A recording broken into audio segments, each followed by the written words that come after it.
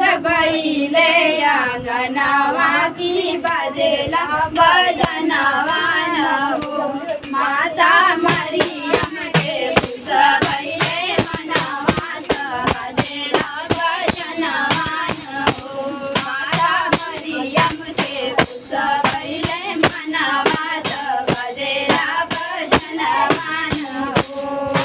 स्वर्ग के दूतन से खबर मिलल ताजा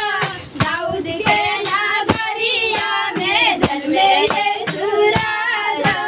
स्वर्ग के दूतन से खबर मिलल ताजा दाऊद के नगरिया में जन्मे यीशु राजा करेले गाड़िया दर्शनवात बजेला भजनवान हो